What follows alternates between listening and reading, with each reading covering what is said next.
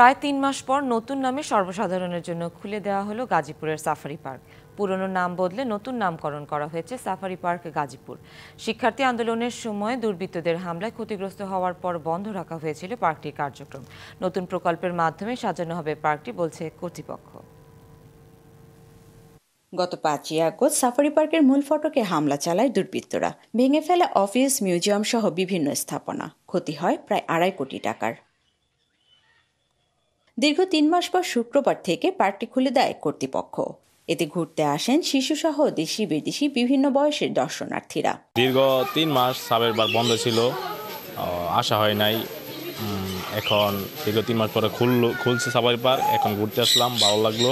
বাচ্চাদের নিয়ে আসছি, ফ্যামিলি নিয়ে আসছি, ভালো লাগছে, ঘুরে গেলাম, অনেক কিছুই দেখলাম। চিড়া, তারপর ভাল্লুক, বাঘ, সিংহ, পাখি, মাছ দেখলাম, অনেক ভালো লাগছে।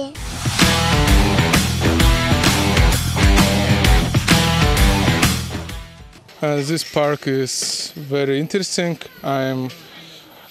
I'm like this. যদিও পশু পাখির অপ্রতুলতা ও পার্কের অব্যবস্থাপনায় ক্ষোভ প্রকাশ করেছেন অনেকে। বাসে এসি নষ্ট, একটা বাঘ ছাড়া আছে, আর বেবি সিট বসাইছে, বাচ্চা কাচ্চা দেখতে পারতেছে না। এখানকার পরিবেশ একটু ময়লা, মানে পরিষ্কার পরিচ্ছন্ন নেই।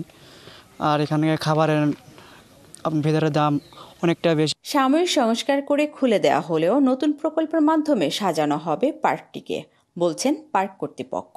নতুন প্রকল্প হাতে নেওয়া হচ্ছে এবং সেটা হলে আমরা সুন্দরভাবে অবকাঠামোগুলো করতে পারবো। আমরা চেষ্টা করতেছি, অনেকগুলা সমস্যা আছে এবং এগুলা মেরামত করা হচ্ছে।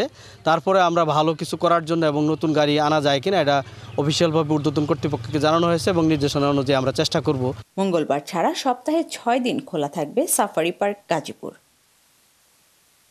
Mahmuda Sikdar, DBC news, Gazipur.